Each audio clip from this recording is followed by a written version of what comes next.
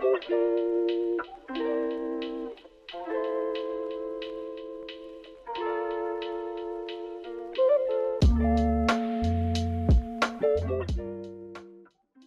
party's Central Committee has decided to establish a Korea Solidarity and Propaganda Group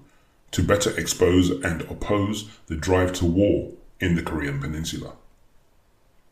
Using the name Hands Off Korea intentionally sets aside any emphasis on one or other side of the imperialist imposed dividing line on the Korean Peninsula.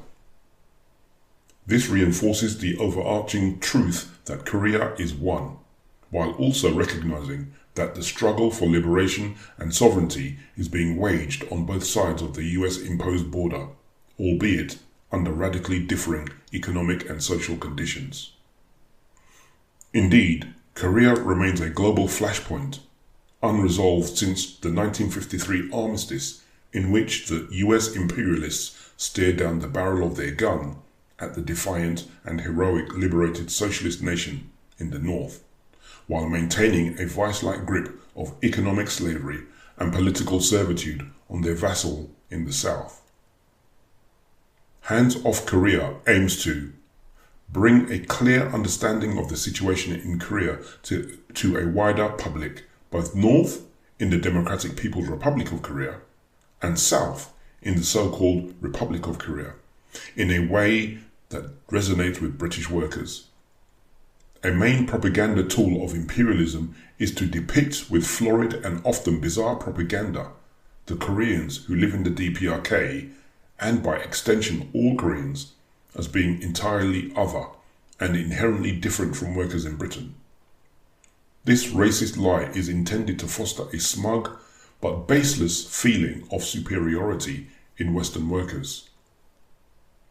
Explain the historical context behind the situation we see today,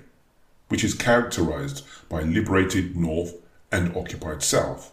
helping British workers understand that their interests are better served by a strong and united Korea on the world stage, liberated in its entirety. Expose the deluge of propaganda lies. This means calmly and systematically addressing the barrage of insane and contradictory propaganda heaped on workers in the West regarding the DPRK. This barrage aims to hide the historic crimes of the NATO imperialists in Korea, to hide their ongoing aggression against the DPRK, and to hide the condition of abject servitude of workers and peasants in the enslaved capitalist South. Western anti-DPRK propaganda has several main themes, characterizing the DPRK leaders as evil cartoon villains and its economy as a basket case, in a constant state of collapse, and yet somehow, despite these handicaps, presenting an existential threat to life on Earth for all humanity. We must expose this pernicious and pervasive propaganda in a way that exposes the role of our own imperialist ruling class and the bloodthirsty aggression of NATO imperialism, while also bringing to light the positive reality of life in the socialist North.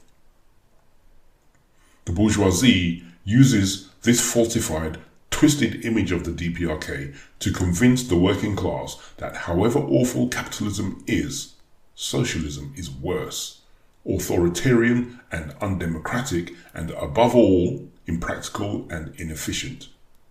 To counter this, we aim to highlight the impressive achievements of socialist Korea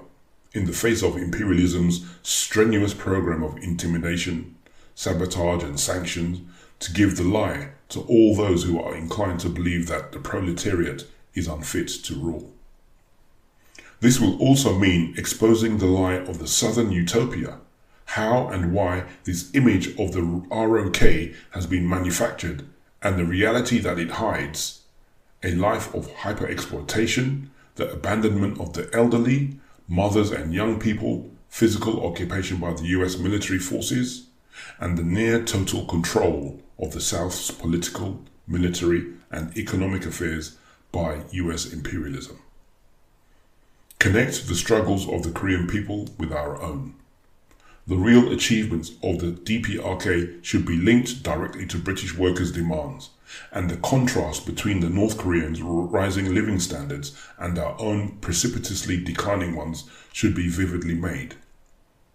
Our immediate programme for workers in Britain, reaffirmed at our 10th Congress in the resolution, the poverty crisis and our demands, have already been achieved on the whole by the workers of People's Korea. And this despite its small size, its geographic constraints, having been separated from the majority of its territory and people in the occupied South, the devastation wrought on it by the 1950-53 imperialist war of aggression,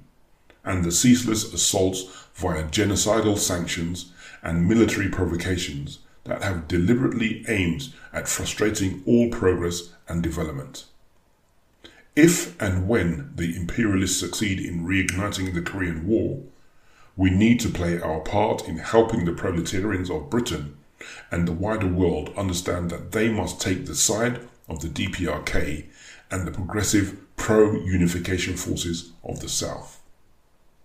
You can find the Hands Off Korea channel on Telegram. Contributions to this work are most welcome and can be forwarded to Joshua via joshua@cpgb-ml.org.